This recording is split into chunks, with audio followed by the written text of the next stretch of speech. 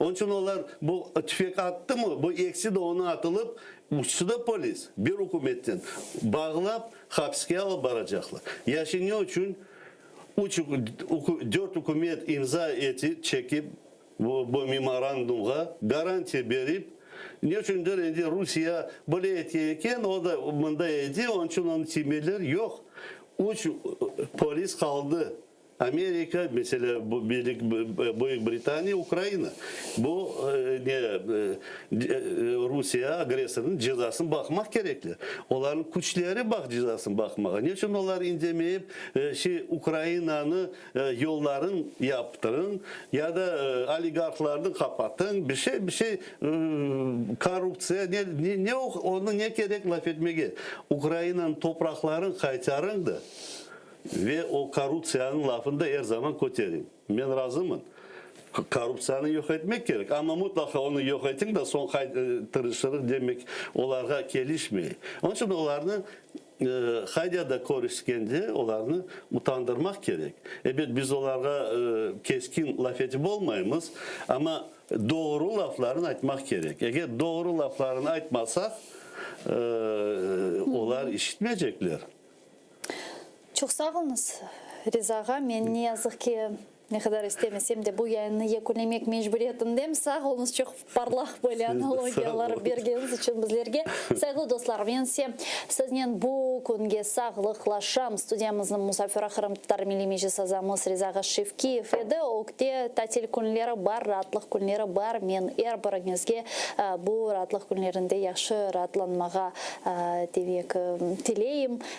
Nevbetteki hafta Allah kısmet etse bazar ertesi günü bu stüdyada görüşkенде. Stüdyada sizler için men Gülsüm Halilova çalıştım. Birinci Kırım Tatar ATR telekanalından ayrılmaz.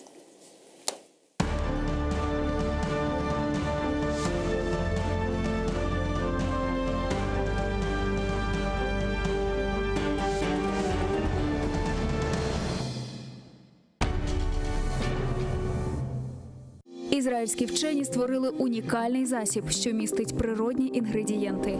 Краплі імуноков покращують імунітет при коронавірусних та респіраторних захворюваннях, а також сприяють полегшенню постковідного синдрому. Імуноков – надійна допомога.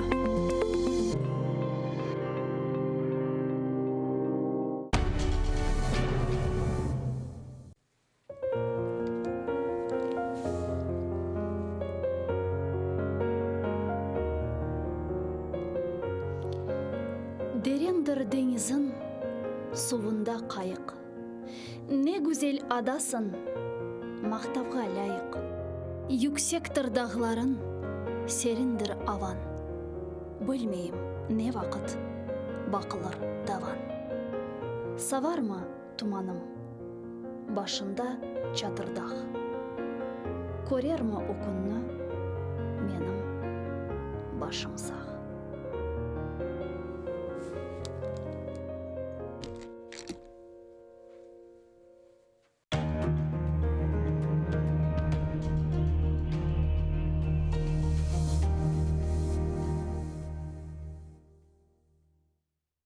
Марифчы, нешырчы, драматург ве публицист Асан Сабри Айвазов Алупка көйінде майысының 6-сында 1878 сенесі дүнияға келді. О елке тасыны иптидаи мектепте алды. Медреседе оқыды. Медреседе оқуыны бітіріп, мектеплерде муалlimlik yaptı. Sonra bilgi seviyesini yükseltmek maqsadымен кетіп, İstanbul ve Каир университетlerinde tahsil aldı. Асан Сабри Айвазов çetel memleketlerden qaytып келген son, başta Baku şehrinde neşir etilgen Hayat adlı gazetada muarir olup çalıştı. Sonra Karasu Bazar şehrinde Abdurashid Mediyev ile beraberlikte Vetan Hadimi namında gazeta çıkardılar. Асан Сабри Айвазов Vetanı Kırımға avdet olgan son 1913 senesinden başlap Kadimi Bahçesaray'da İsmail Gaspralı tarafından çıkarılgan Tercüman gazetasında çalışa başladı. İsmail Gaspralı 1914 senesi vefat etken sonra Асан Сабри Айвазов tercümanın baş muariri oldu. Sonra o Ahmetçit şehrinde Millet dep adlandırılgan gazeta neşir etti ve aynı zamanda Kırım Milli Kurultayı reisi vazifesinde bulundu. Асан Сабри Айвазов публицист олмақ ile бераберлікте эм язычы, эм драматург, эмде ажайып эдеби тержиман еді. Аннечігім нердесін, кел, неден bu алға қалдық, кебі беди есерлер ile бір сырада Иван Тургенев, Антон Чехов, Лев Толстой, Авропа эдебиятындан Кнут Гамсун, Лонгвиле, кебі муэлифлерінің ишлеріні Қырым татар тіліне тержиме етті. Асан Сабри Айвазовның ижади умыр фаалияты ғайет күрлеген вақытта о большевиклер тарафындан репрессияға ұғырап 1938 сенесі апрелінің 17-сінде вақшыйжы өлдірілді. Асан Сабри Айвазовның «Неден буалға қалдық» пьесасындан күчік бір парча. Сейдбек, шымды біз не ішлейлім? Авропалыларның культурасы фенадыр дие жайыл мақалалым. Абдулислам, хайыр евладым. Хоша сим хоша. Азрети Фахири Каинат Эфендіміз саллаллаху алейхи веселлям бешіктен мезара қадар илім араңыз бұйырдықлары кебі, илім нереде олса да гидуп алыныз бұйырмыштыр. Авропалыларның илімі ве марифыны, финуни ве санайысыны алыныз. Ихтират ве кешфиетлеріні де огреніңіз. Милли мектеплерімізе соқыныз. Ана лисаныңызға тержимейдіңіз. Бинаен алейх Авропая гидежеңізде бір-біріңізе лисаны милли бұлынур ісе, сізе бұйық бір силядыр. Әр ерде сызы селаметі чықарар. Еліңізде исламиет лисан кебі бір құвет олур ісе, Авропаның атешы сызы яхамас. Мамафих не Франкистанның Парижі, не Алманияның Берліні, не де Ингілтерінің Лондрасы, не де Авропа майшеті миллет ве қавмиетіңізі ұныттырамыз. İşte bizim fıkrımız budur, evlatlarım.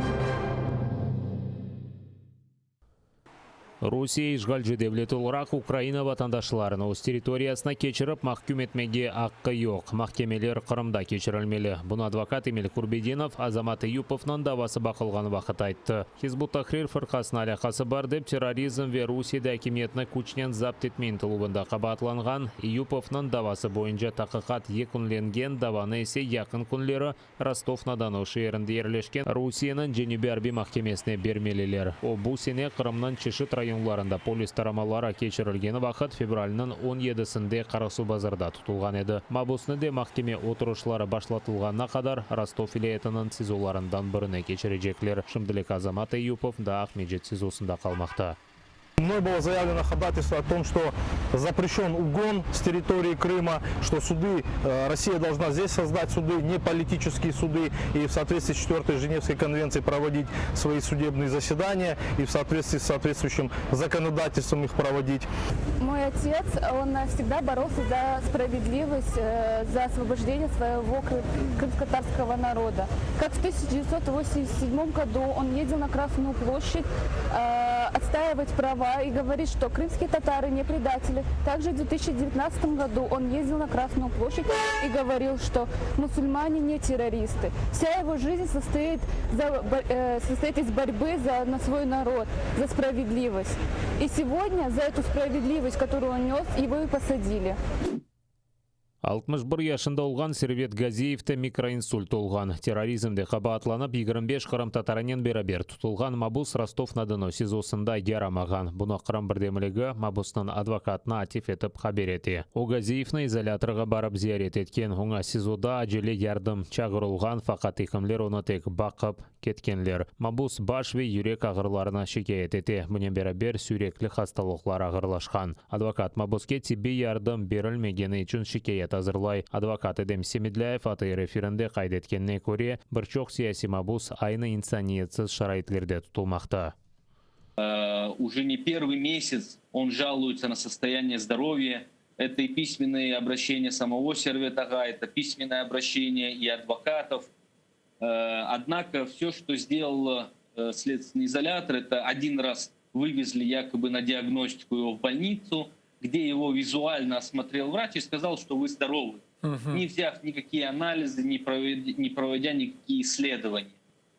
Те признаки микроинсульта, которые проявляются, на это никто не обращает внимания. Юқары Шураның инсан ақлары векілетлесі Людмила Денисова Сервет Газиевке тибби ярдым берілмеген азапларға оғыратылуф инсаниетсіз әрекеттар золғанны сая бұне берабер, бұ инсан ақлары вес сербеслігі аққанда шартнаменін бозылуы деді. Звертаюся до уповноваженого з прав людини в Російській Федерації Тетяни Москалькової з вимогою невідкладно відновити порушені права Сервета Газієва, зокрема забезпечити йому необхідну медичну допомогу, в тому числі госпіталізувати в стаціонар медзакладу, де провести медичне обстеження і подальше лікування. Закликаю міжнародну спільноту продовжувати тиск на Російську Федерацію з вимогою негайного звільнення усіх бранців Кремля. Оғломнен ғурурланам, оның үшін ичте утанмайым. Бұны Хизбут Тахрирге алақасы бар деп терроризм ве Русия дәкиметіні күчінен запт етмейін тұлғында қабатланып махкуметілген Исмет Ибрагимовның анасы айтты. Даваны баққан Русияның Женебербе махкемесі Исметке апстет тұтылуына октябрінің 24-не қадар девам еттірді. О бір ел әвелсі Қырымда июльнің 7-сінде кешірілген Кутлеви полис тарамалары нәтижесінде тұтылған еді. Қорантасы Ростов-на-Дону шееріне келіп, онен махкемеде көрішіп болды. Махкеме кет шатының незарет етіп, адалетсізліктен шашқанларын айталар. Керчек жинайетшілеріні рус махкемелері азат ете, ислам дінні күткені үшін терроризмде қабатланған Қырым татар сияси мабуслеріне апсханеде тұтылуф мұдетлеріні тек девам еттірелер дейлер. Меня не стыдно за своего сына. Я его воспитывала честным, правильным, праведным. Я не давала своим детям заглядывать в чужой сад за одной вишней. Они знали, что это воровство. Однажды я никогда в жизни никого не проклинаю.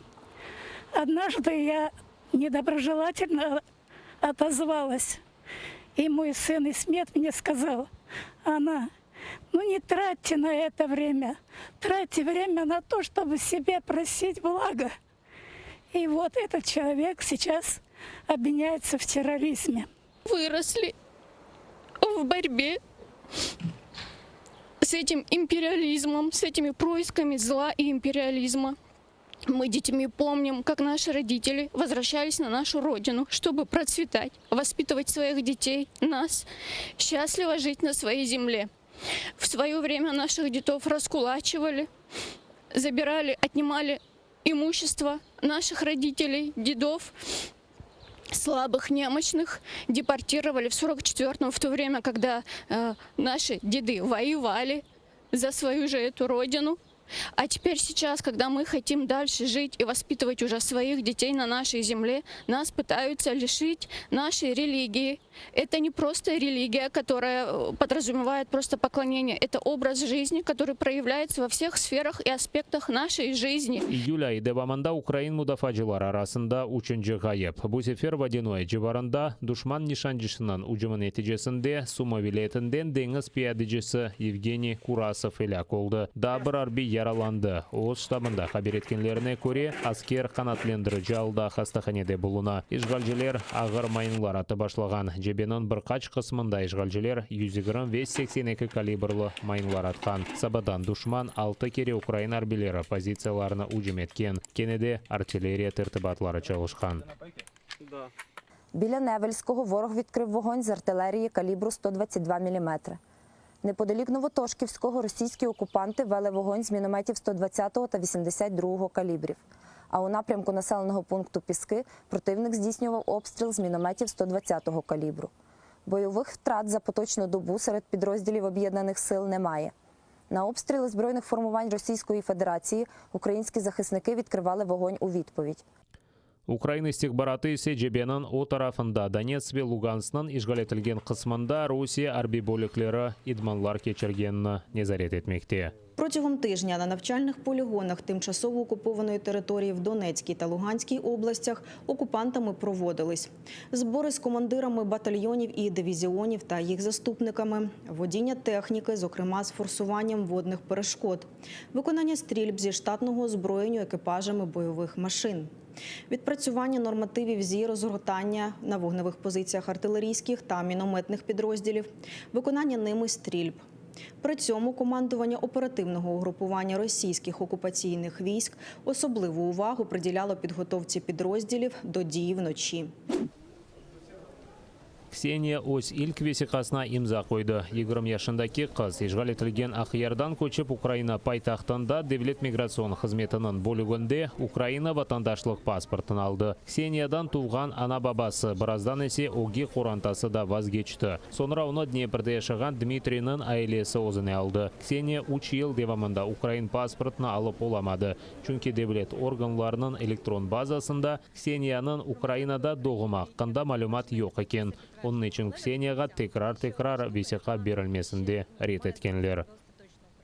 Тобто, незважаючи на те, що в тебе є оригінал свідоцтва про народження, ІНН український, є документи зі школи, всі документи, які підтверджують все, вибачте, але без запису у електронній базі громадянство не можна підтвердити. Тому ми 3 роки виборювали це право на підтверджували своє право на громадянство.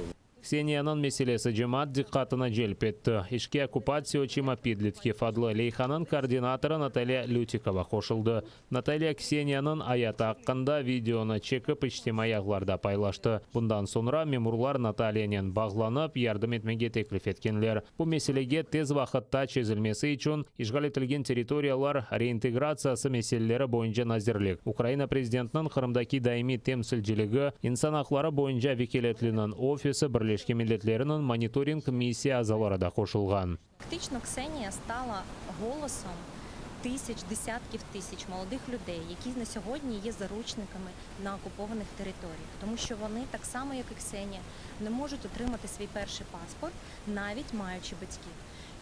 Найчастіше це пов'язано з тим, що батьки або через свою позицію, або через якісь інші причини, хвороби і так далі, не можуть виїхати або не хочуть виїхати на неокуповану, на підконтрольну Україні територію.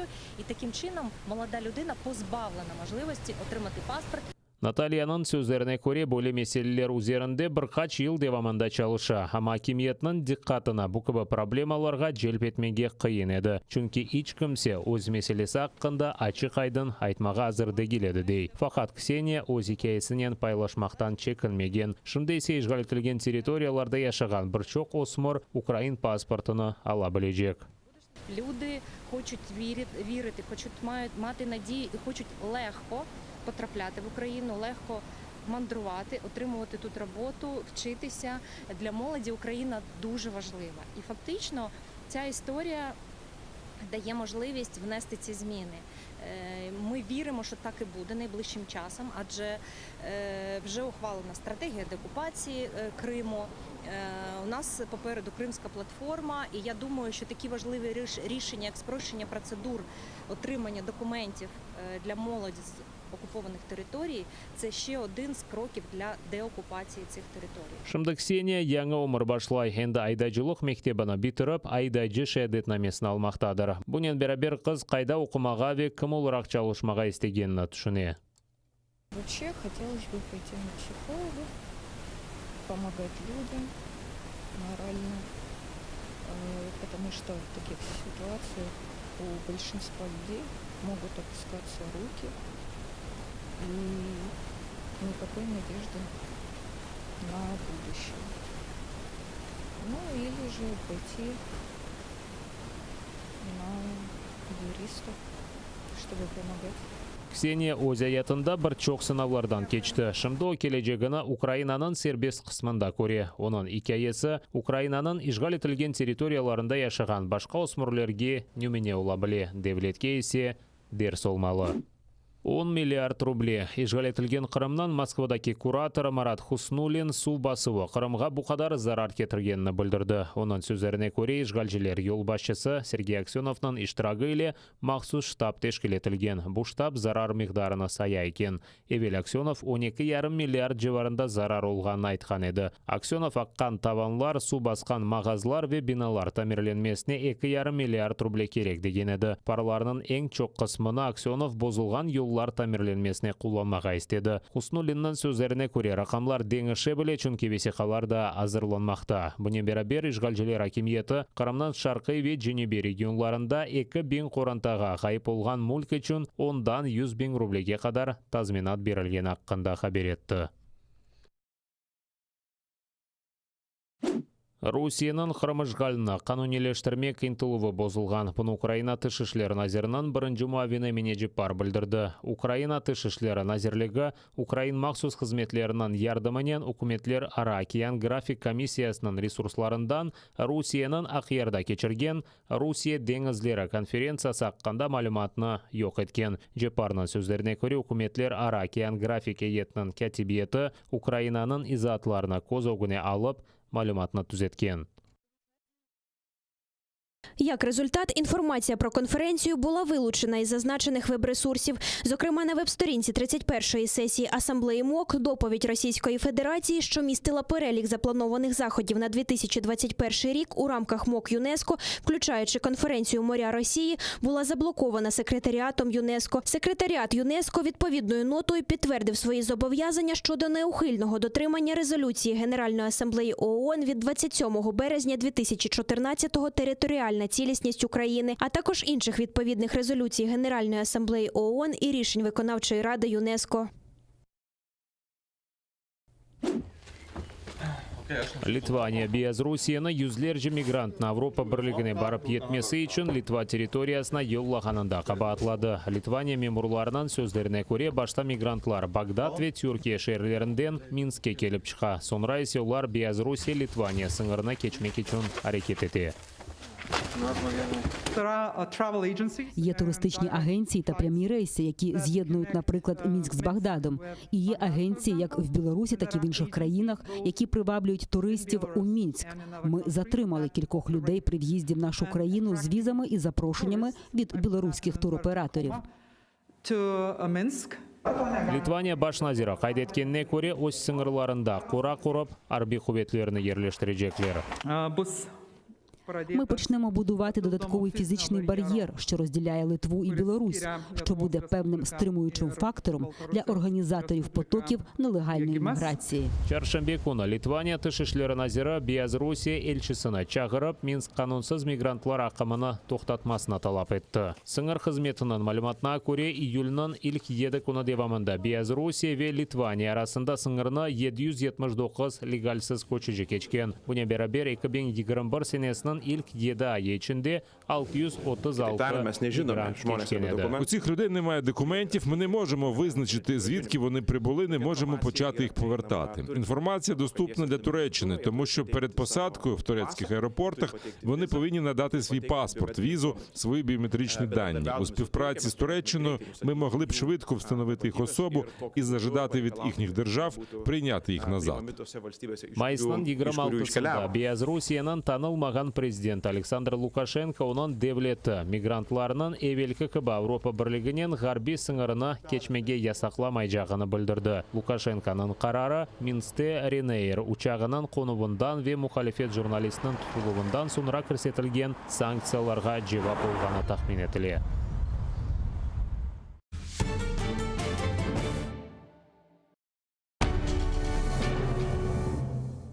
Ізраїльські вчені створили унікальний засіб, що містить природні інгредієнти.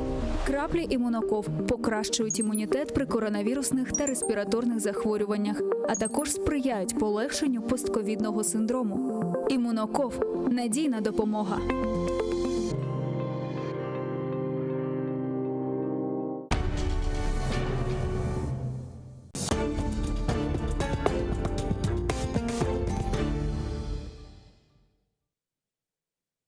Добрый вечер. Вы смотрите телеканал АТР, в эфире Прайм Мацарский и я, Юрий Мацарский. Сегодня мне Прайм помогает вести мой коллега, журналист, главный редактор издания «Украина по-арабски» Мохаммед Фарджалак. Доктор Мохаммед, приветствую вас, спасибо, что пришли сегодня. Добрый день, всегда рад. Мы с доктором Мохаммедом, в принципе, собирались говорить об украинцах на Ближнем Востоке, но ситуация поменялась, и мы сегодня обязательно об этом будем говорить, но начнем мы с жителей Ближнего Востока, которые сейчас присутствуют присутствует в Украине. Почему? Потому что доктор Мохаммед, когда ехал сюда, в киевскую студию АТР, обратил внимание на то, как много жителей, как много людей с Ближнего Востока сейчас в качестве туристов находятся в Киеве, гуляют по центру украинской столицы, сидят в кафе, в ресторанах, как-то вот, в общем, проводят досуг. Пару недель назад на выходных я был во Львове, обратил внимание на то, что да, действительно, огромное количество людей из Саудовской Аравии, из других ближневосточных стран находятся во Львове, отдыхают, гуляют, знакомятся с красотами действительно прекрасного украинского города. Доктор Мохаммед, что происходит? Откуда такое количество? Никогда так не было, так много людей с Ближнего Востока. Да, было заметно, да, иногда была слышна арабская речь. А сейчас кажется, что никаких других иностранных туристов нет, кроме жителей арабских стран. Полюбили Украину внезапно? Добрый день всем еще раз. Спасибо за приглашение. Украину в арабском мире всегда ее любят. И приезжие из арабских стран в Ближнем Востоке было всегда в виде студентов или бизнесменов или инвесторов. А что случилось именно уже после революции гидности, Украина начала действительно очень быстро переформатировать свои отношения в внешнем мире, обратила внимание, что Украина и арабский мир идеальные партнеры. Тогда был выход уже после визитов президентов и Порошенко, и Зеленский в арабские страны Галф. То есть мы говорим про богатых стран, Саудовская Аравия, страны Катар, залива, верно? Саудовская Аравия, Эмираты, Катар, Бахрейн. И поняли, этим странам не нужно сделать визовый режим, наоборот, они к нам не будут. И только после ряда уже, кстати, вот должны и дипломатов, и депутатов, и было ряд встреч, и принято много законов, на котором вступили в силу в конце прошлого года полной отмене визовый режим. И уже это первый сезон, летний сезон, в котором граждане Саудовской Аравии, Катар, Кувейт, Бахрейн, Оман, они могут просто, имея паспорт на руках и имея именно билет, в Украину прилететь. Это совпадало одновременно тому, что Евросоюз закрыл частично свои границы и выдвинул ряд требований.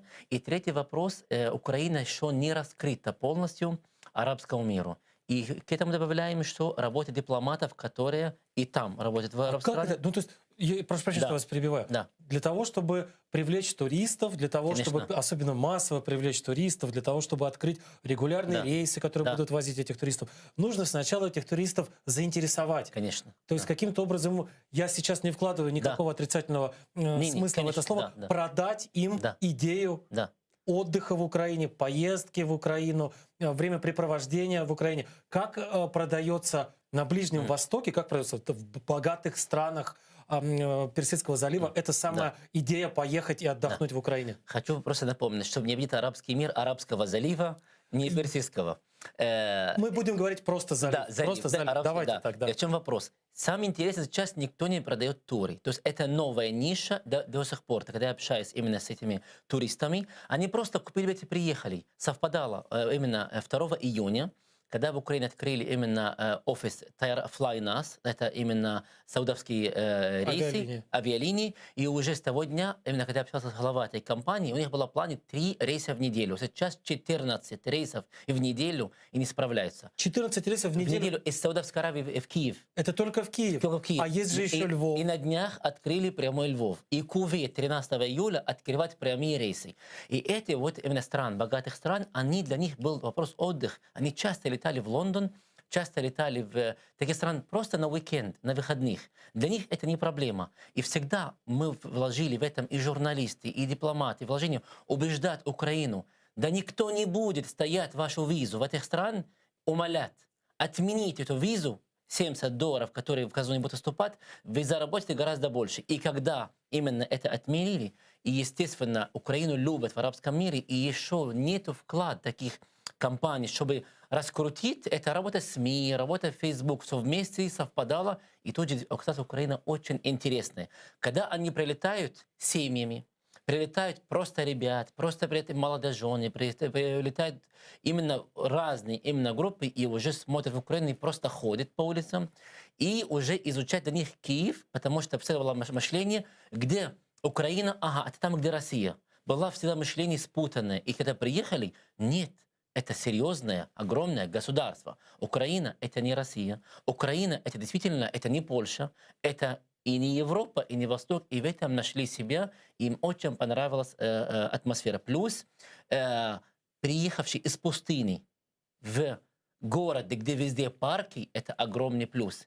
И сейчас я когда общался с разными туркомпаниями, я говорю, делайте уже новые предложения, чтобы, например, было вложение культура. То есть, например, чтобы они не просто отдыхали, и с собой забрали частицу наших идей. Например, пешеходные экскурсии, музей Великой Второй мировой войны, музей именно Голодомора. И таким образом мы начинаем таким образом не только, чтобы отдыхали, чтобы наши идеи там. И когда эти идеи будут болеть, кроме мы, самих украинцев и других, тогда мы начинаем получить своих партнеров-адвокатов. Второй вопрос, кроме туристов, многие бизнесмены, которые, например, имеют огромный капитал, ищут. Украина, арабский мир, стран и Евросоюз в последнее время очень сложные отношения. И капитал потихонечку сюда будет уходить. Если мы говорим про главный фонд инвестиций Саудовской Аравии, имея официально 460 миллиардов, он под кронпринц Бен Салманом, все время они ищут, куда вкладывать. И тут же новое направление. Что может быть Украина предложить? То есть понятно, что эти 460 можно взять, освоить и потратить за 2 дня. А какие могут предложить контракты, какие партнерские отношения могут предложить украинские бизнесмены или украинские, может быть, госкомпании? Я общался с разными депутатами, которые пока это будет общаться не через 2 месяца, попросили об этом не говорить, но будут созданы фонды, официально украинские фонды, которые будут таким образом именно предложить разные проекты для инвестиций. Но интересно этим странам разные. Например, Катар, поскольку они пытаются выйти в хорошем слове именно господство над морями, именно Q-Terminals, они ищут покупать порты. Либо покупать, либо лизинг. И первый порт взяли это Ольвия, это Херсонская область. Это было всего лишь именно эксперимент. Зачем? Что они собираются через эти порты возить? Логистика. Им не нужно свое возить. Они, когда эти порты их будут вкладывать, это будут терминалы ихние, как компания Resoil, которая в Одессе этим занимается. И они будут просто на транзите зарабатывать. Совершенно верно. Это один вход. Второй вопрос. Эти компании, мы выходим на уровень global. Одна компания, когда имеет одно несчастный портик, он уже не зарабатываешь. Надо иметь свои порты во всем мире, например, где, допустим, можно выйти, когда будет товар будет доставляться из, к примеру, Индии до США, и они уже будут знать, могут просчитать. И кроме этого, это видение государства, как маленького государства Катар, в этом вложении. Арабские Эмираты, они видят то же самое, и между ними происходит именно скрытая конкуренция. За Украину они видят именно вопрос аэропорты. Когда будет именно Qatar Airways или Fly Dubai, будет, к примеру, вложить огромные деньги в наши, например, аэропорты, которые во Львов, тогда они могут продать авиабилет жителям Великобритании, которые могут идти в Индию, к примеру. Пожалуйста, вам нужно транзит сделать в Стамбул. Тогда и могут конкурировать именно Turkish Airways. Это для нас, именно мы не только экономический, и мы находимся в очень выгодном положении. Кроме этого вопрос продовольствия. По всем вопросам, подсчетам ООН, Украина одна из 10 стран, где, слава богу, дай бог, не будет, голод не будет. Не из-за того, что есть технология, чернозем, но он плохо обрабатывается. То есть есть технологии, где можно получать от гектара, к примеру, 7-8 тонн зерна, а если с новой технологией можно и 17. Вот для этого эти страны, поскольку они понимают, основная опасность для своих именно подданных, как Саудовская Аравия, это голод. Чтобы этого не было, они влаживают огромные деньги уже в Бразилии, в Дании, и Украина рассматривается, где они будут выращивать еду, и они таким образом себя обезопасили. Это вопрос так или иначе денежный или околоденежный. Но есть же вопрос еще есть вопросы государственной важности. Есть, конечно, например, вопрос продолжающейся оккупации части украинской территории Российской Федерации. Мы говорим о частях Донецкой и Луганской областей и о Крымском полуострове. А здесь в деле деоккупации, в деле освобождения и украинских территорий, и украинских граждан, что не менее важно, Ближний Восток и страны Ближнего Востока, наши союзники и партнеры, или это пока еще такие колеблющиеся, сомневающиеся государства? Это очень хороший вопрос, и я попрошу набрать терпение до конца в ответ. Этот вопрос я изучаю 3 года. И мы над ним работаем серьезно с моим другом, народным депутатом Рустем Умеров, и он глава именно платформы Крыма. Когда мы изучали, анализировали, как арабские страны голосуют в ООН по резолюции по Крыму, мы ужаснулись. и я лично ужаснулся, что они либо воздерживаются, то есть нас либо некоторые иногда поддерживают, либо против голосуют. Начали анализировать, почему.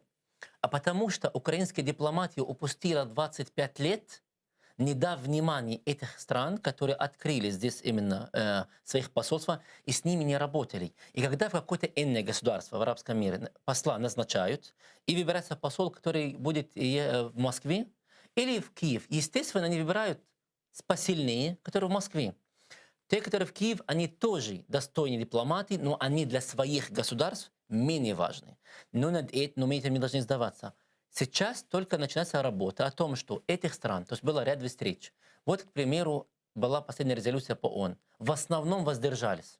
Я предлагал и предлагаю украинским дипломатам, ходите к этому послу, какое-то государство, что вам нужно, что вы увидели нарушение, оккупация, уничтожение именно исламских мусульманских ценностей. Это часть исламского государства, исламского уммы и мира, которое именно Россия, в кавычках, якобы друг мусульманского мира, якобы, а с другой стороны, наоборот, именно убивает крымских татар. А кто они? Они мусульмане. Вам нужно, чтобы остался крымские татары и мусульмане в Европе? Тогда вы должны защищать. То есть надо именно с таким языком с ними разговаривать. Второй вопрос. Есть ОИС, Организация исламского сотрудничества. Там входят и арабские, и мусульманские страны. И Россия там находится, давно работает. Мы там должны вступить. И ведется огромная работа. И Мина Джварова об этом неоднократно заявляла, о том, что Украина там должна быть именно хотя бы на правах наблюдателя. Но для этого нужно поработать с каждым отдельным государством, чтобы голосовали, нас туда включали, и тогда будем свои защищать. Поэтому эти страны, когда не голосовали, воздержались или не поддержали, от незнания и до конца недопонимания вопрос Крыма.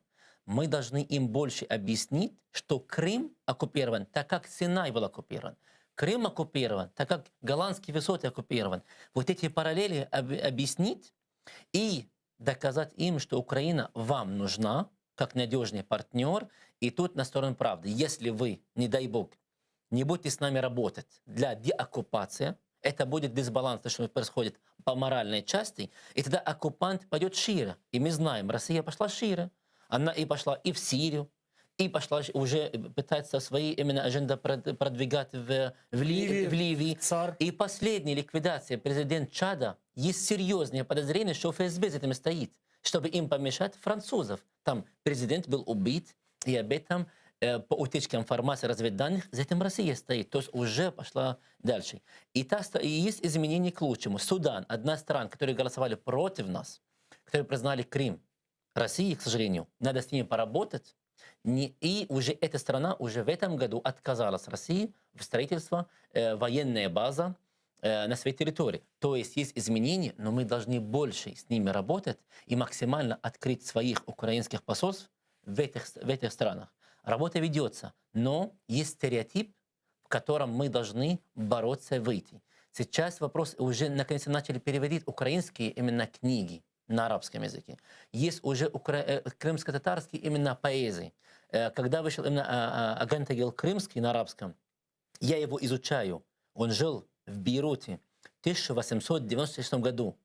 Я для себя открыл, я через его... Через украинского писателя открыли Ближний Восток. Насколько он об этом написал, даже именно этот упомянуть, когда он пишет, да нету хлеба в арабском мире, у них есть то, что наш хлеб, украинский хлеб у них нет, у них есть тесто именно с водой. И этот хозяин с волосатыми именно пальцами достал муха из супа, отдал меня. Как ему объяснить, что мне этому не нравится? И именно эти тонкости описал, как раньше там люди жили, описал, как миссионерски тогда именно было между соперничеством между Францией и Россией тогда будет православие или католики в Ливане. Никто так не описал, как именно тогда украинский востоковед. Мы должны больше работать и показать. Могу сказать следующее, что общаясь с дипломатами со всеми арабскими странами, я задаю вопрос, почему вы голосуете, почему вы воздерживаетесь? Почему вы должны находиться в зале? Голосуйте именно. Объясните, почему. И нам говорили, что, чтобы никого не обидеть, наши послы, которые находятся в ООН там, Украина имеет свой представитель? Имеет. Посол. Он с ними, я так понимаю, я его понимаю, много работы. но он с ними не работает напрямую. Он дает должное больше, например, Канада, США, Евросоюз. Важно, но тоже нужно поработать. Старые устоявшиеся Надо партнеры. подойти к этим людям, именно посол, кто будет голосовать. Но по вопросу, что чей Крым, все арабские страны голосовали, что Крым Украина, за исключением Судан и Сирии. Сирия, мы не понимаем почему, потому что Асад марионетка в Москве. Я все время говорю, что если ему скажут из Москвы Луну признать российской, признает. Он Луну признает Совершенно верно. И он ни за что, если его унизили на своей же территории, на военной базе, рядовой офицер не позволил ему идти рядом с Путиным, ну, куда еще можно хуже. Но Судан, это был старый режим, который его уже нет, и я считаю, уже надо с Суданом поработать. Тут есть посольство, чтобы Судан меняло. Плюс это будет для нас выгодно, поскольку новые ребята в Хартуме хотят полностью уйти от стереотипов предыдущего режима. В этом мы тоже должны работать. Поэтому я убежден, что Украина и арабский мир идеальные партнеры, нету территориальных спор, нету идеологических спор. То, чего Украина производит, все нужно арабскому миру и наоборот.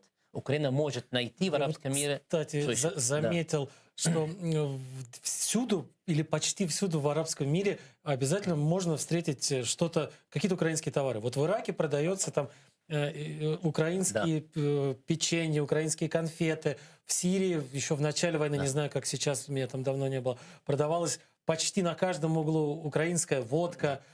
И вот так всюду, вот всюду, на западном берегу реки Иордан тоже можно найти мороженое украинское. Вот украинское мороженое продается.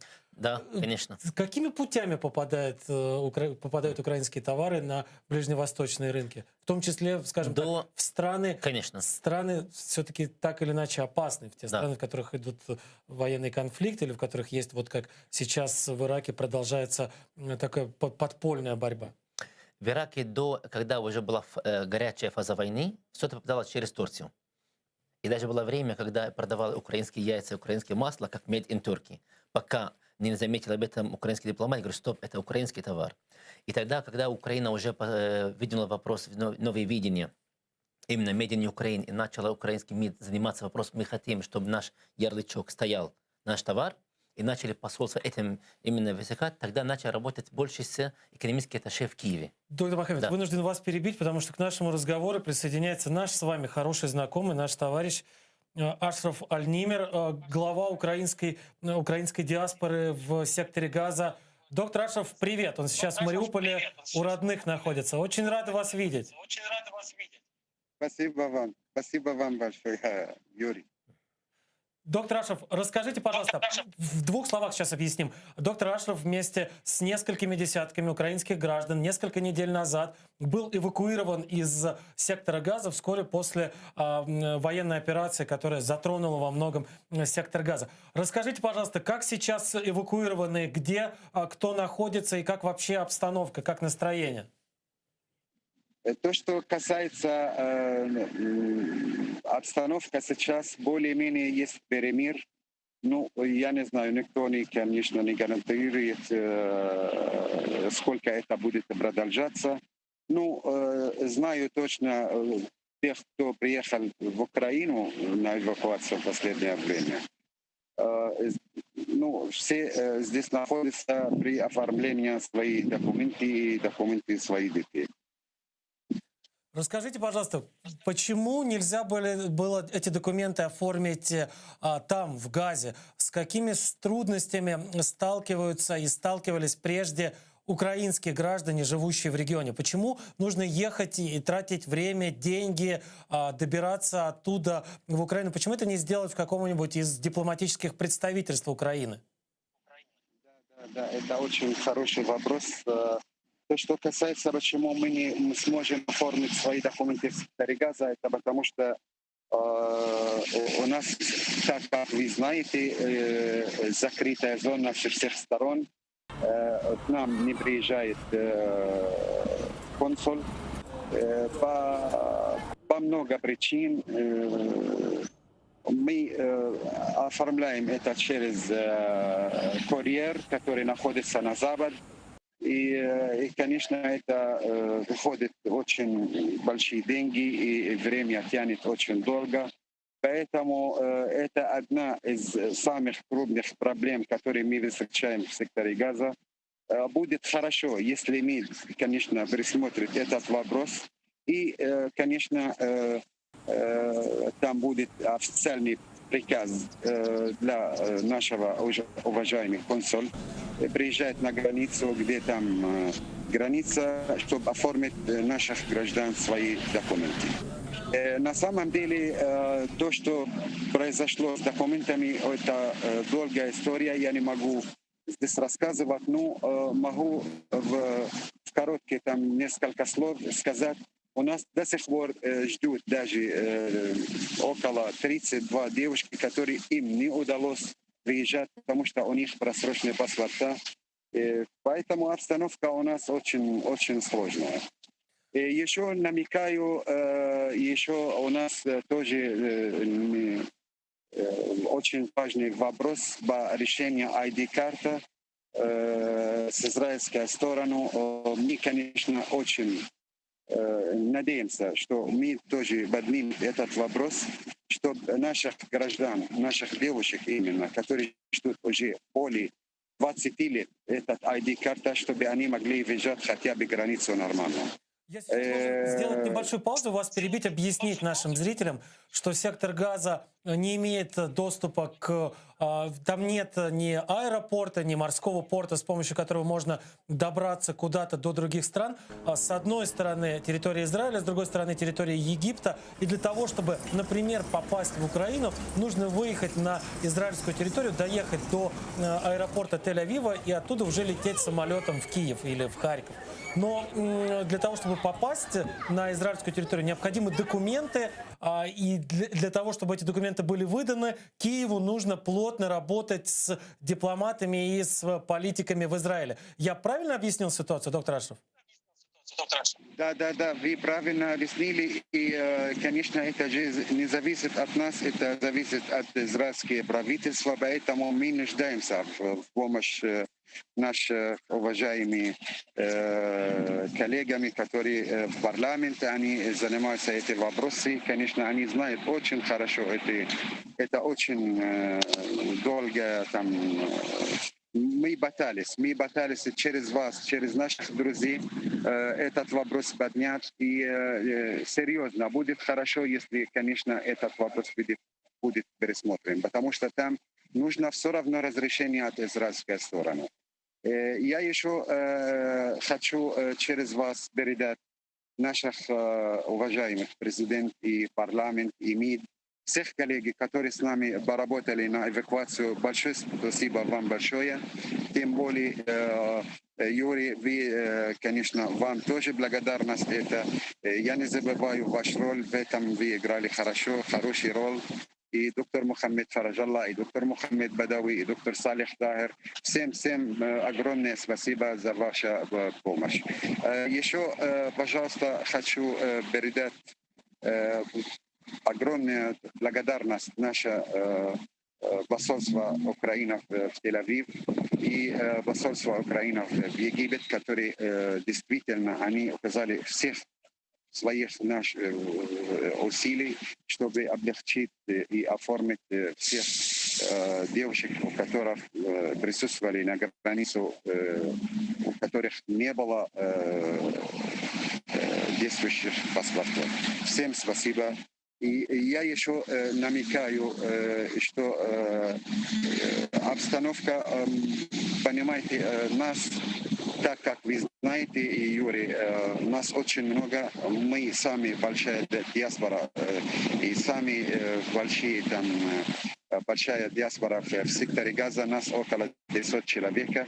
Поэтому просим у наших уважаемых президент и премьер-министр, и парламент, и депутат, и правительство, пожалуйста, обратите внимание на ваших граждан, которые живут в секторе Газа. Потому что действительно ему нужно всегда как-то помощь. И мы действительно надеемся на вашу поддержку хотя бы в оформлениях наших документов и виз, решать некоторые вопросы, касающих израильских правительства, которые облегчают наших граждан попасть на границу в любое время, так как любой нации это сможет сделать в любое время. Мы, конечно, не можем заказать билет и поехать в любой стране, потому что нам нужно все равно разрешение от израильской власти. И то, что касается с египетской стороны, конечно, граница не всегда она открыта для всех, поэтому нам за 6 месяцев нужно заказать очереди и занимать эту очередь. Это долгая история. Поэтому, пожалуйста, обратите внимание на наших общих там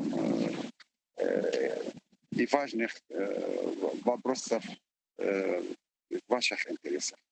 Спасибо вам большое, доктор Ашев. Я очень надеюсь, что все будет разрешено в пользу украинских граждан, потому что это действительно украинские граждане, потому что это действительно наши земляки и землячки. Напоминаю, к нам сейчас к нашему разговору присоединялся Ашраф Аль-Нимер. Он руководитель украинской диаспоры в секторе Газа. Сейчас вместе с несколькими десятками других украинцев, которые живут постоянно в секторе Газа, он находится в Украине, потому что благодаря украинской дипломатии, благодаря помощи, в том числе и украинского МИДа, и украинских посольств на Ближнем Востоке, удалось нескольким десяткам украинцев из сектора Газа приехать, по крайней мере, на время в Украину. Сейчас они занимаются оформлением каких-то документов. Я так понимаю, что рано или поздно все вернутся в сектор Газа, потому что там их дом. Газа их дом.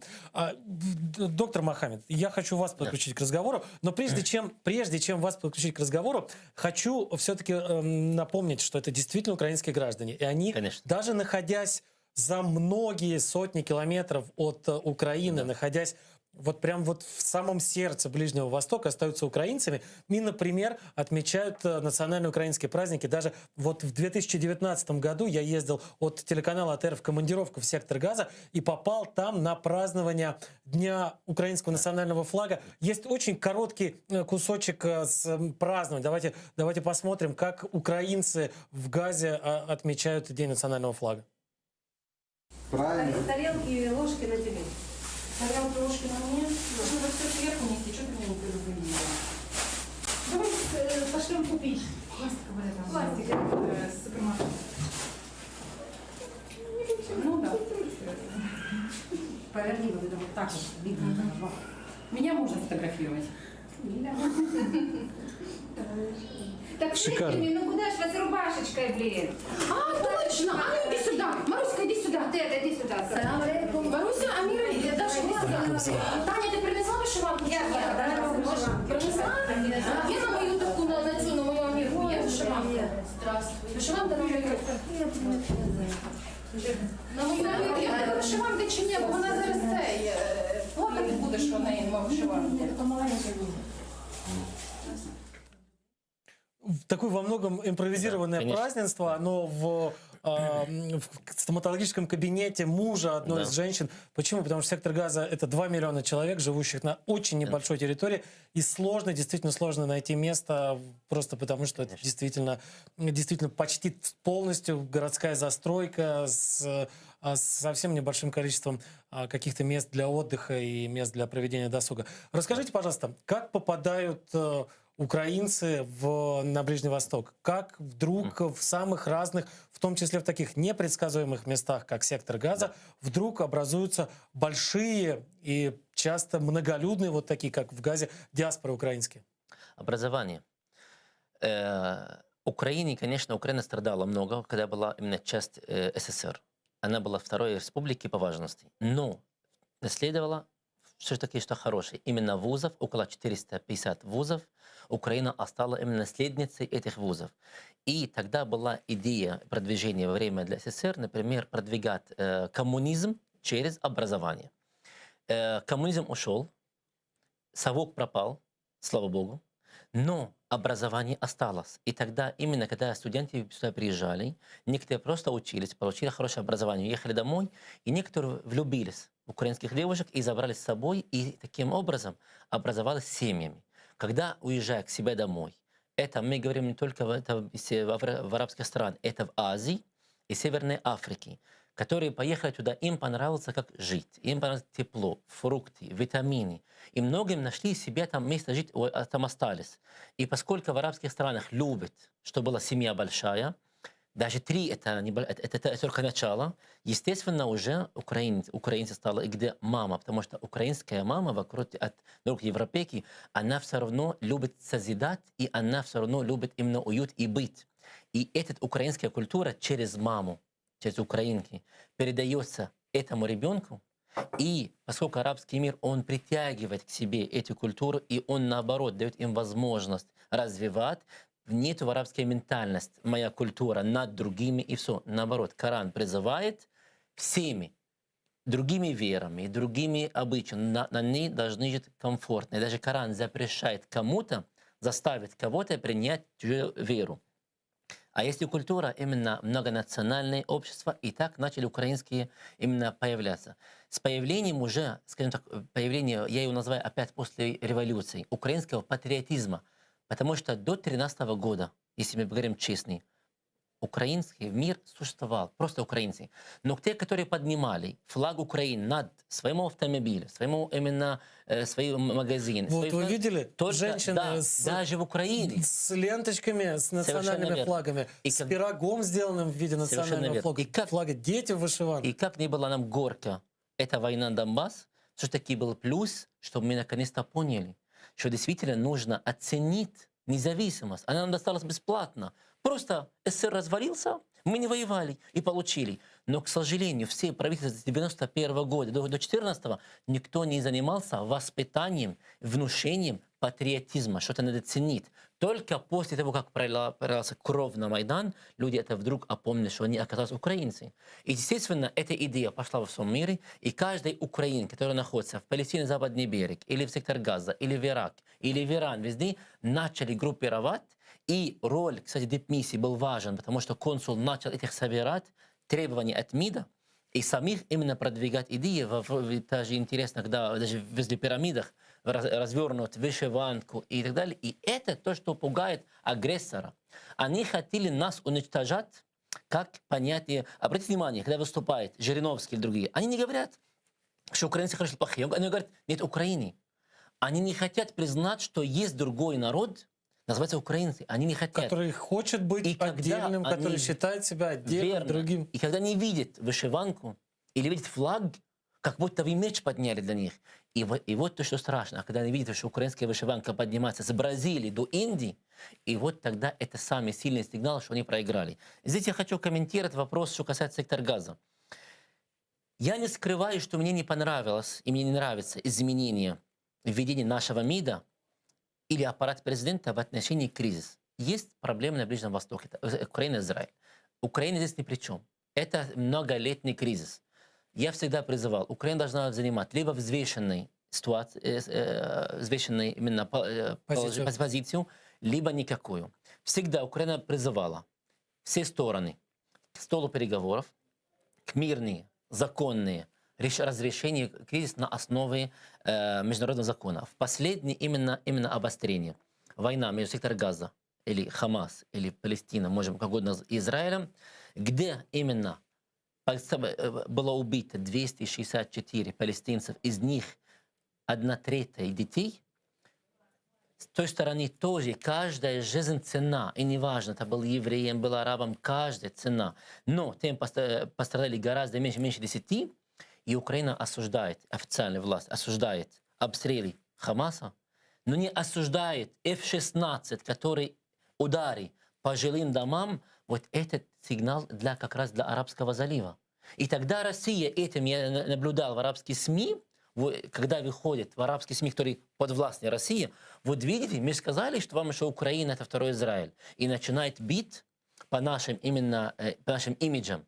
И нас тянут в ту проблему, которая нам не нужна, и мы не можем там ее решать. Я бы призывал именно украинский МИД снова пересмотреть ситуацию, изучать международный, они знают международный мир, и уже призывать его соблюдать. Поскольку если будет волна подниматься в арабском мире больше и больше, о том, что Украина, я извиняюсь, типа это продана евреям, Украина это полностью под колпаком Израиля, мы начинаем терять именно доверие. Это арабского туризма. Это же попытка каких-то не очень далеких ксенофобских, пророссийских или откровенно российских персонажей. Согласен.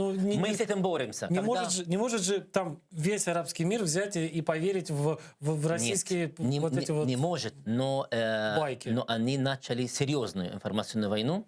И этим я это воспользуюсь, чтобы этого не было дальше. Сейчас, например, в Украине, естественно, мы всегда выступаем на арабском языке везде, мы всегда подтверждаем, что Украина толерантное государство, и здесь все живут на равных. Неважно, какая национальность, какая-то вера. Главное, почему? Если Украина именно имеет огромный имидж и огромный шанс, то, что мы нейтральные, у нас один кризис, это с Россией. Все, больше нам не нужно никаких кризисов. То же самое мы занимались нейтральной позицией, когда саудовский, катарский конфликт, и это было мудро. Мы должны во всех конфликтах именно просто отмеживаться. И заниматься, и тогда к нам будут обращаться со временем. Хочу вернуться все-таки к украинцам и к украинкам в Газе. Да. Вот, мне кажется, действительно, вы очень правильную историю подметили, что после 2014 года, после революции достоинства, после того, как стало понятно, что над украинской независимостью, вообще над существованием Украины как государства нависла угроза со стороны соседнего агрессивного соседа, соседней агрессивной страны, украинцы начали понимать, что они украинцы. Украинцы начали больше ценить вот эту вот какую-то общность свою национальную. Я сейчас национальное использую только в политическом смысле. Ну, конечно, потому что это множество самых разных народов, которые ощущают себя украинцами. Это очень хорошо. Конечно. Но вот с чем столкнулись украинцы в секторе Газа? Говорят, что нет у них возможности воспитывать детей в украинском духе, нет возможности дать детям представление о том, что такое Украина, что такое украинская история, что такое, в принципе, украинский дух. И вот жаловались украинцы в Газе на то, что не могут учить детей так, как они хотят учить детей, в том духе, в котором хотели бы, чтобы росли их дети. Давайте посмотрим. Чому наші діти не мають можливості вивчати українську мову? Чому наша держава навіть не думає про те, що тут є громадяни України? Можна подивитися, наші діти вдягнені в вишиванки. Ну це щось, мабуть, значить. Чому ми не можемо просто відкрити якийсь центр, де наші діти зможуть вчити українську мову? У нас навчання безкоштовне. І це прописано в Конституції України. І у наших дітей є такі точні права, як і у громадян, які живуть в Україні. Це реально наше питання, яке болить. Тому що більшість тут дітей, якщо вони говорять мовою, то тільки російською. Дуже важко дітей своїх навчати в домі, коли повністю вся обстановка арабська. Дуже мало дітей, які говорять навіть російською. Я вже не кажу про українську. Українську це 2-3 слова не знають. Вот так вот люди живут, вот так вот пытаются сохранить, даже в мелочах, даже в одежде, даже кстати, книги по-украински читают и пытаются смотреть фильмы, передачи по-украински, пытаются следить за тем, что в Украине происходит. Замечу, знаете, что самое, вот с моей точки зрения, самое опасное? Очень мало кто обращает внимание на украинские диаспоры, вообще разбросанные по Ближнему Востоку. И они из-за этого чувствуют себя брошенными, они из-за этого чувствуют себя обиженными. Кто от этого выигрывает? Российские пропагандисты. Верно. Потому что в том же самом секторе Газа есть, например, корпункт пропагандистской Russia Today, которые вот как акулы вокруг жертвы кружат вокруг украинской диаспоры и пытаются любыми способами влезть на какие-то праздники, влезть на какие-то там торжества, связанные там с государственными, с частными, с личными либо какими-то делами. И потом все это выдать в нужном им свете, продемонстрировать. Вот смотрите, а на самом деле украинцы это не отдельный народ, это просто одетые в вышиванки русские, которые вот поют красивые песни, вот там, значит, вареники делают. Но на самом деле они такие же русские, вот даже нас вот сюда пускают на свои праздники. Юра, я тут должен тут немножко защищать нашего правительства, поскольку это больной вопрос, это серьезный вопрос, но не все сразу. Мы должны понимать, что, во-первых, возможности у России гораздо больше, и она к этой войне готовилась. Было вложено огромное, Russian Today вложилось почти 5 версий на разных языках, начиная с испанского, заканчивая арабским, миллиарды. Они к этому готовились. Мы до 2014 года были в розовых очках. Даже кто-то ходил, говорил, нам зачем нужна армия? Вот Швейцария. Люди жили в иллюзии, в мире, где якобы все хорошо. Только мы проснулись. Есть вопрос диаспоры. Это настолько необходимый, важный инструмент. Любая страна имеет свои диаспоры. В той стране она имеет своего представителя и постоянного посла, и постоянного адвоката. Украина, когда начала заниматься, этим я заметил во время Порошенко, этому дало больше внимания. С новой властью я это заметил меньше. Но они не успели. Но было первое внимание. Украинская диаспора в Канаде, в США, в Бразилии, в других странах, где-то там люди уже влиятельные, что повлияет на решение. В этих странах не успели, но нужно этим заниматься. Я считаю, там в МИД, я был в МИД Украины, есть какой-то отдел заниматься украинской диаспорой. Но надо больше работать, чтобы выйти на контакт с этими диаспорами. Когда пойдет день флага, день украинского флага, чтобы вышла картина, был глобализм, чтобы вышли дать им сигнал, чтобы вышли с украинским флагом. Именно с Марокко, с Рабат до Дохи.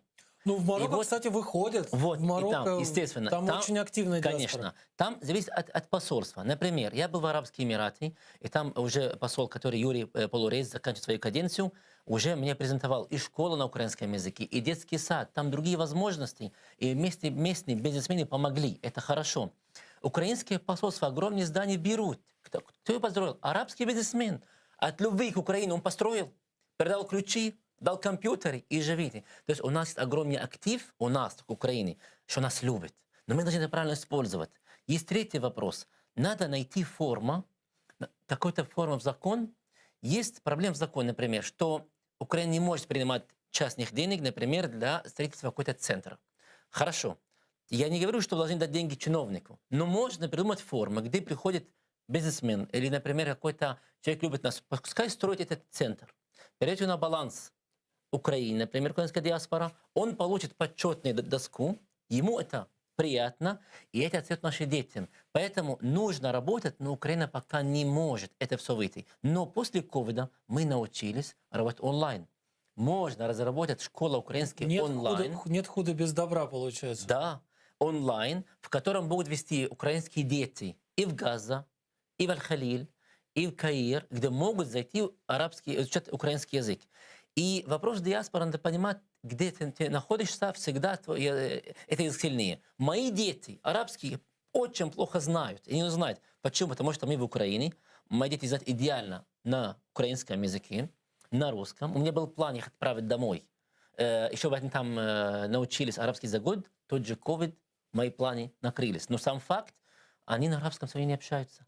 Если бы я жил в Палестине, они бы точно общались на арабском и плохо знали украинский. Поэтому это нормально, где находится. Я вспомнил про диаспору. Когда был в Бразилии 2 года назад, общаюсь с украинской диаспорой. Насколько именно украинская идея сильна. Расскажите, расскажите, потому что я сталкивался на Ближнем Востоке с украинскими диаспорами, и с отдельными украинцами сталкивался. А вот в той части света, это для нас загадка. Сколько в Бразилии украинцев, и откуда они там взялись? Я не знаю численность, но сейчас расскажу. Я всегда был уверен в том, что диаспора тому, чтобы сохранить себе от идентичности другого общества. То есть если я мусульманин, нахожусь в христианском обществе, я сохраняю себе подобных. Но если я мусульманин, в мусульманской стране зачем объединяться? Эта идея у меня была так до Бразилии. Когда я приехал туда, и приехали именно в Рио-де-Жанейро, потом приехали на юг, в Куритибу, и нам встречает украинская диаспора, где чистой украинской мовой. Я говорю, я не знаю украинский хорошо, давайте по-русски. Они говорят, а мы его не знаем. И только через именно ломаным английским и на украинском я общаюсь с ними. Они выехали во время тогда, когда царская Россия начала уничтожать украинцев в 1890-х годах из Львовской области, Ивано-Франковской области. Потом во время эмиграции, когда продавали земли. Австро-венгерская империя. Да. Именно.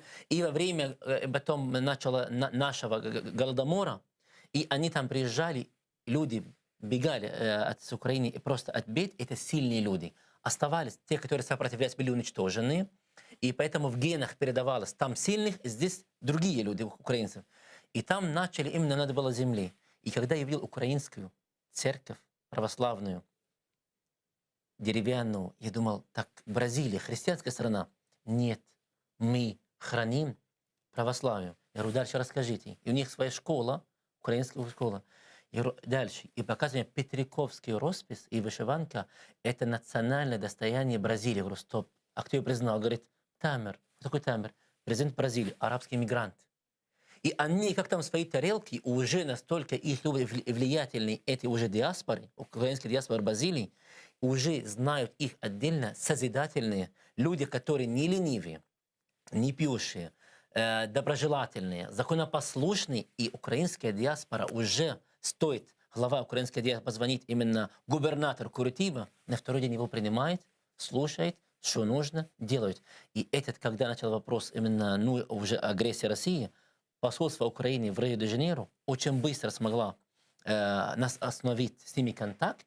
И это было четко, дало понять бразильцам, что Украина терпит оккупацию, что вопрос Украине нужно вот голосовать с нами, и вот что такое диаспора. И там, где мы говорим, ей 100 лет. Диаспора в Газе и 30 лет. Но мы должны ее поддержать, чтобы лет через 50-100, когда скажем, ребята, нужна ваша поддержка, и тогда поддержат. И обратите внимание, Россия сильнее и богаче. И тоже есть в Бразилии, но не проиграли войну. Благодаря кого? Наших диаспор, нашей дипломатии. Диаспора – это одни из сильнейших инструментов. Ливан. Soft power. Soft power, который мягкая уже сила, проникла. которая Верно. путем давно налаженных хороших отношений с элитами политическими Верно. может на сторону своей родины, далекой Конечно. исторической родины, склонить дипломатов, склонить Совершенно политиков, верно. склонить медиа и так далее. И если их находить, один из главных управляющих внешнюю разведку Канады украинский эмигрант. Когда таким обращаемся этим, я даже недавно узнал, что за счет денег украинской диаспоры в Канаде, они собрали $5 миллионов, собрали всех, положили в счет. За 100% они получат от банка, и эти деньги не идут кому-то, они их берут, местные уже украинские канадские граждан, их в Украину отправляют, либо приглашают украинских граждан в Канаду, и их поднимают их уровень, повышение и так далее. Можете представить, это мини-государство, это просто огромный лайнер со многими двигателями, которые работают в нашу пользу. Вот что значит правильно налажен диаспора. Что им надо от нас? Уважение и контакт. Чтобы просто этот Иван, Игорь находится в Палестине, находится везде где, чтобы знал, что его родина о нем не забыла. Раз в году можно придумать такое понятие форум всех украинцев мира, в котором это будет сильнейший инструмент в руках Киева. И тогда, когда именно украинки и украинцы встретятся, кто может, на этом форуме, которые именно приехали из Китая, и приехали из Канады, и приехали из Южной Африки, и приехали еще из стран Евросоюза, вы можете приехать, это какой инкубатор идей, который работает в нашу пользу. И тогда именно полностью машина брехни России, она будет бездействие. Ну это же, я понимаю, о чем вы говорите, но с другой стороны, я тоже понимаю, что это такой процесс очень-очень не быстрый. Это Конечно. длительный процесс, потому что это тысячи самых разных людей, живущих в самых разных странах, Верно. к каждому из которых нужно найти подход, каждому из которых нужно что-то объяснить, напомнить о себе, а плюс еще все они должны выстроить отношения с местными какими-то... Не нужно. Как раз эти люди, они следят за нами, за Украиной, они в курсе. Им, поверьте, не нужна им от нас только внимание. Ни денег, ни какой-то юрподдержку. Можно. Внимание. К примеру, если украинская диаспора попала в какой-то, например, несправедливый подход в украинской стране, что стоит для украинского мира отборить ноту этой страны? Просим вас разобраться в данной ситуации по отношению наших граждан там. Я вас перебью, потому что не так много времени осталось. Как раз о внимании. Есть еще один кусочек видео из Газы. Женщины жалуются на то, что внимания не уделяют настолько, что даже на выборах проголосовать не могут, на украинских выборах, хотя они очень хотят это сделать. Если бы вы видели, как мы следили за выборами. Да, Я уверена, что на Украине так взрослый ребенок. Мы танцевали, потом Зеленский победил.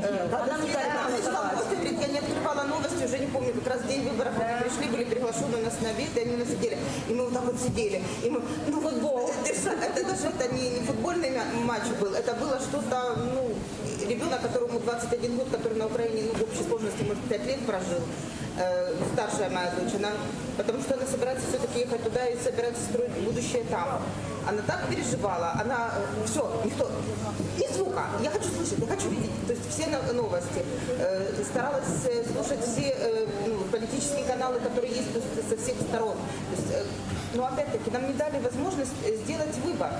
Мы следили за выборами, но выбор мы не смогли сделать, потому что, опять-таки, не было такой возможности. Нам не дали возможность выехать, и к нам сюда никто не приехал. Антарктида, там 10 пингвинов и 4 представителя, кто у нас работает. Проголосовали, там 11 человек. Пингвины, обалдеть. Я маме отослала фото, говорю, мама, я тоже хочу как пингвин, я тоже хочу голосовать. Вот такая вот история. Вот хотят принимать участие и в политической, и в общественной, и в культурной жизни страны, родной страны. Конечно. Не получается. Нужно, даже путь из 1000 миль начинается... С одного шага. Нет, смысла сначала. Сначала надо подумать, я хочу делать шаг, и пошли дальше. И уже после этого будет уже не 1000 миль, а 999 минус 1 шаг. Главное идти. Есть именно правило. Невозможным становится возможным после первого поступка. Любой даже именно поступок, он невозможен до тех пор, пока мы уже начали пробовать. Можно это сделать, но, естественно, нужны, например, есть уже выборы за границей были во многих дипломатических представительствах. Мы должны понимать, нельзя просто так это отправить. Ну, нельзя взять, привезти какую-то вот эту урну и сказать, бросайте ваши бюллетени. И внимание Украина должна брать больше таких именно мест, где нету посольства. Это сектор Газа, это Судан, это в тех странах, где нет украинского посольства, то есть дать возможность Тунис, у них есть Ливия и других. Диаспора – это сильный инструмент. Это наш адвокат, это возможно, инвесторы, это будущее, именно это наша народная дипломатия, это инструмент, который не сломать, и который именно это наши флаги по всему миру. Это должны потом работать и дальше направляться. И уверен, огромная возможность возложена на плечах дипломатов. Это не просто, но я верю, что это возможно. Ливан, у них отдельное министерство занимается диаспорой.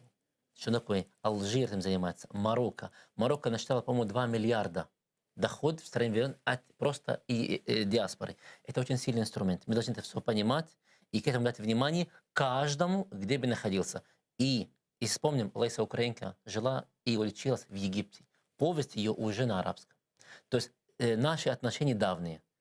Надо их именно, просто с них стряхивать больше. И то, что именно, то, что осело в истории, больше напомнить, что мы, украинцы, мы не какой-то другой нации, и мы со всеми хотим жить мирно, мы никому не даем в обиду себя, и тоже мы никому угрозу не представляем. И тогда уже нас уже уважать, будет больше уважать, и тогда можем выработать, и тогда агрессор поймет, что он слаб, он сломался, и начнет менять подход к нам. У меня самый последний вопрос, потому что у нас почти не осталось времени. Скажите, пожалуйста, доктор Мохаммед, мы возвращаемся к тому, с чего начали. С туристов, с денег, с внимания, которое сейчас приковано в арабском мире к Украине. Верно. Когда, в конце концов, закончится пандемия, и когда откроются для них и для денег, и для людей, и для идей европейские границы? Есть ли опасность, что они отвернутся от Украины и повернутся туда, в те края, в те страны, которые им более привычны, более знакомы, более любимы, может быть? Только наши неправильные поступки могут это сделать. Я обратил внимание, есть такие негативные сигналы, особенно в самом центре столицы, на Бессарабке и других, когда, к сожалению, уже чашка кофе стоит 120 гривен. Даже сколько? 120 гривен. Ничего себе. Даже в Ганновере, в Гамбург 1 евро. Я обращаюсь к всему бизнесу. Если к вам люди приехали, они пока не знают языка, они очень быстро разберутся, что их обманывают. А если их обманывают, они уже прилетели, они больше не вернутся.